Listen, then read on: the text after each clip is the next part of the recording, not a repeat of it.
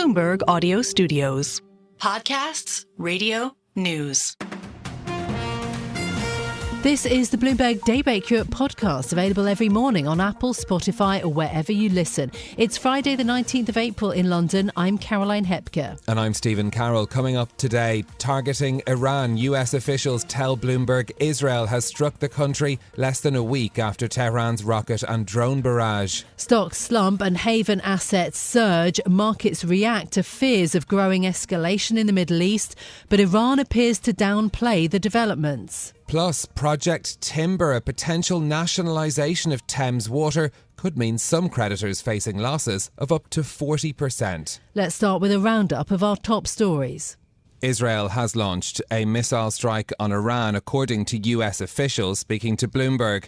The semi-official Iranian news agency Fars says an explosion was heard in the central city of Isfahan, which is home to several military bases, while another agency, Tasnim, says there are no reports of an attack from abroad, despite what it describes as rumours and claims. This follows Tehran's drone and missile attack on Israel over the weekend, which in turn was retaliation for the bombing of an Iranian consulate in Damascus at the beginning of April.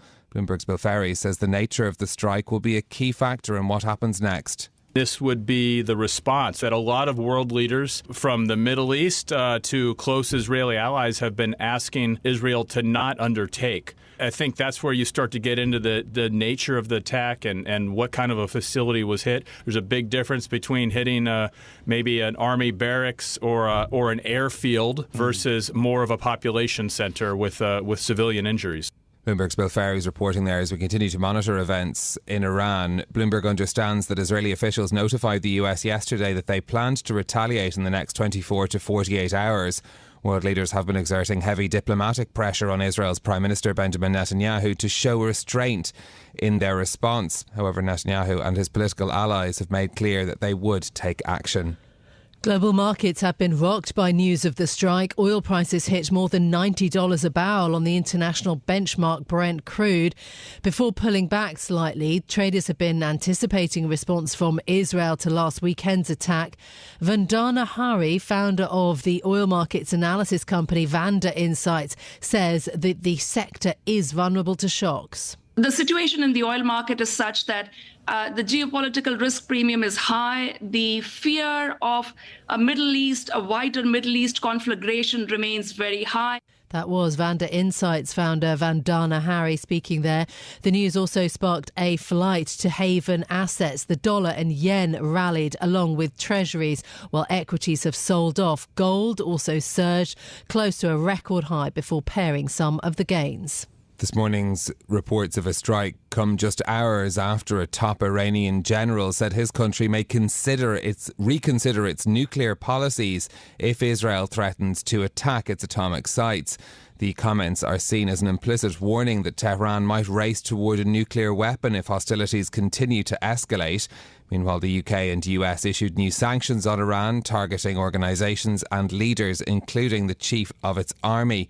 British Foreign Secretary David Cameron says it's about sending a message. Given Iran's behaviour in backing the Houthis, backing Hezbollah, backing Hamas, and of course the appalling state-on-state attack on Israel, it's quite right that with partners we take further action on sanctions. David Cameron was speaking as he joined G7 leaders at a summit in Italy to discuss the situation in the Middle East. Now, after a number of days, US aid consideration for Ukraine, Israel and Taiwan is on track to be decided.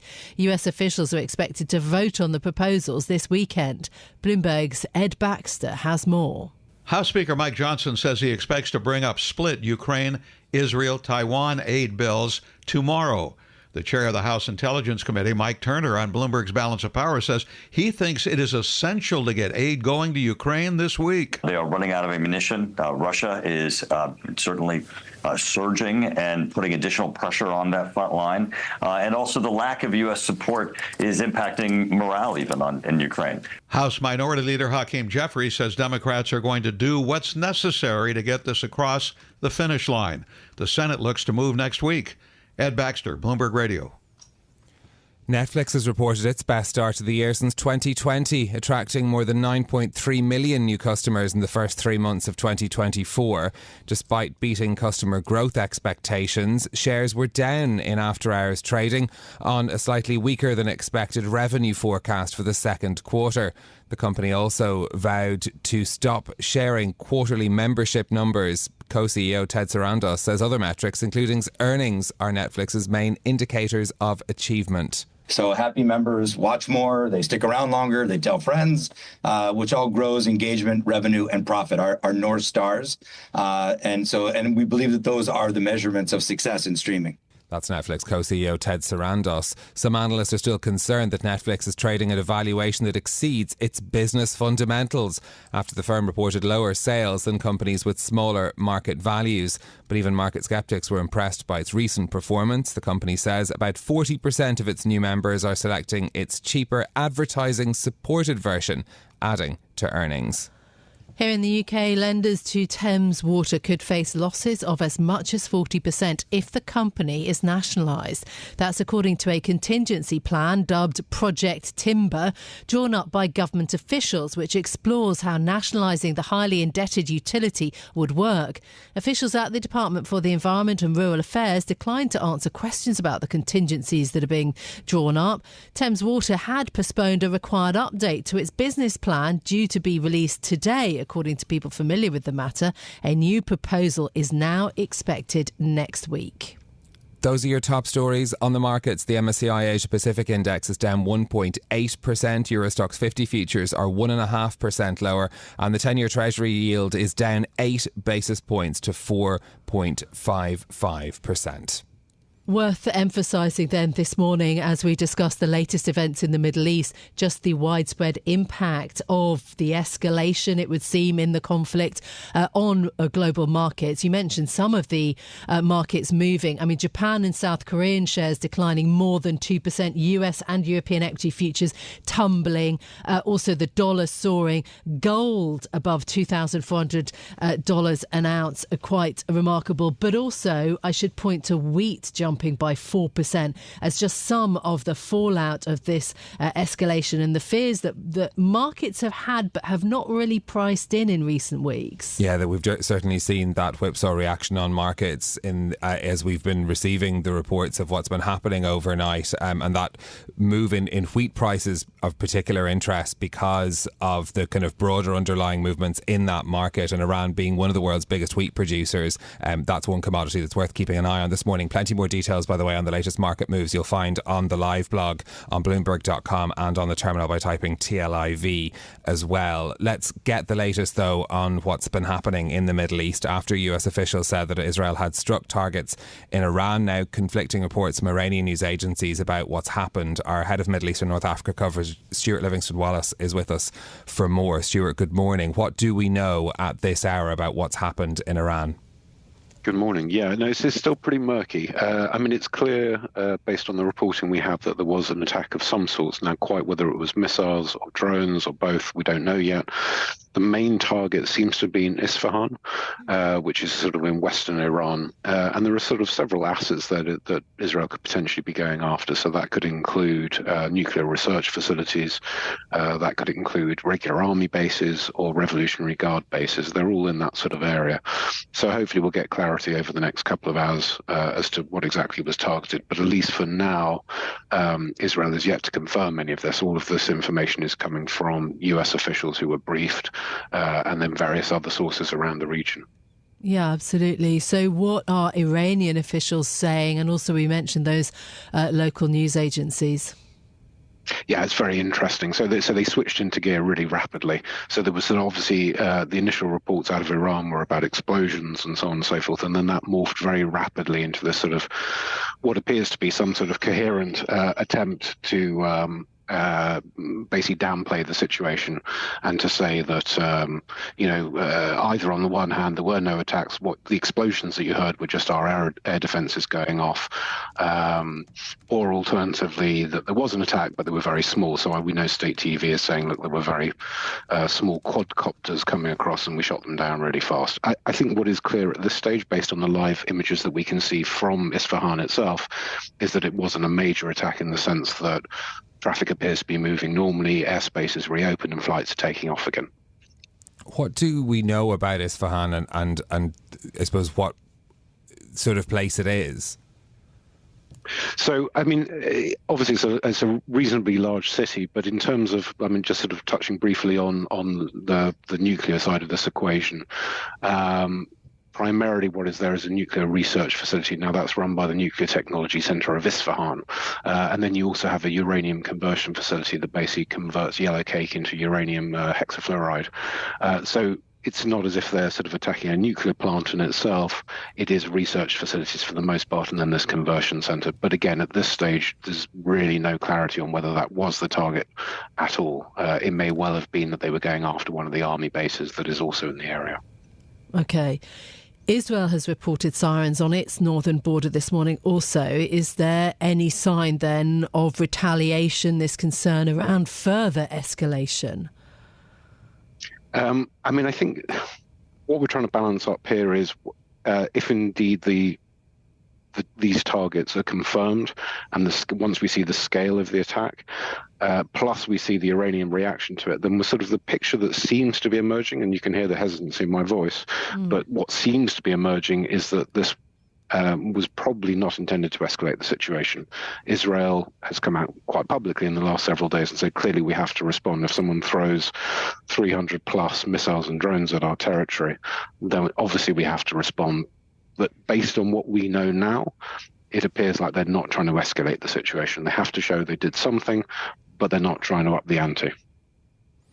Yeah, very interesting to try and unpack, I suppose, the reaction to this as well. I'm just looking at our colleague Patrick Sykes, Middle East Breaking News editor, saying that Iranian state TV is now reporting the source of the loud sound heard in Isfahan was air defence systems firing at small suspicious objects, and that they've received no reports of damage to Iranian facilities. And this is very interesting to try and put in context, Stuart, as to how the Iranians are also going to try and characterise whatever has happened there overnight. Yeah, I think that's right. And they're clearly not trying to escalate. I mean, it is arguable that the initial attack, shocking though it was on Saturday night, was also intended not to escalate things. I mean, it was an enormous number of missiles and drones, but the drones in particular, they took several hours to get to Israeli territory. They are, relatively speaking, slow-moving drones. So, I don't want to downplay the severity of that attack by any means. But I think given that they appear to have given a heads up to at least some people in the region, plus they knew that the Jordanians, the US, the UK, France, and so on would also participate, it feels like they were intended not to do a massive amount of damage.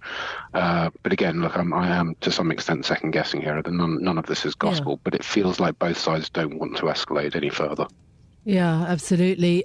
Stuart, what do you make then of the market reaction broadly? I mean, it is, having said that, what has been a long-running, decades-long shadow war between Israel and Iran coming somewhat, into the fore, out of the kind of darkness and into, kind of a more active phase, perhaps. So, what do you make of the market reaction to this and the wider thinking around the kind of the standoff between Israel and Iran? Yeah, so I mean, in terms of the market reaction, the one I look at beyond gold is obviously crude oil. That is probably the best indicator of what people are thinking. And we did see that initial spike up this morning. What was it, sort of just under 3%, something like that. And then as the Iranian reaction via state media came through, which was sort of signaling de-escalation, I would hesitate to say that was the intention, but that appears to be the intention, then the market has sold off again. So we're still up. We're up just under 2% from the close yesterday, which is, a reasonably sized move for crude oil. But again, it's not signaling a market that's anticipating major escalation across the region. However, I should, underline, whenever you have large numbers of missiles and drones flying around a region, there is always the chance of miscalculation and things going astray, and there is an unintended consequence. So it is an extremely high-risk situation. I don't want to downplay that. But at least for now, the market seems to be pricing in a stability of sorts, as you were in the situation. It doesn't feel like they're pricing in a major escalation. This is Bloomberg Daybreak Europe, your morning brief on the stories making news from London to Wall Street and beyond. Look for us on your podcast feed every morning on Apple, Spotify and anywhere else you get your podcasts. You can also listen live each morning on London DAB Radio, the Bloomberg Business app and Bloomberg.com. Our flagship New York station is also available on your Amazon Alexa devices. Just say, Alexa, play Bloomberg 1130. I'm Caroline Hepker. And I'm Stephen Carroll. Join us again tomorrow morning for all the news you need to start your day, right here on Bloomberg Daybreak Europe.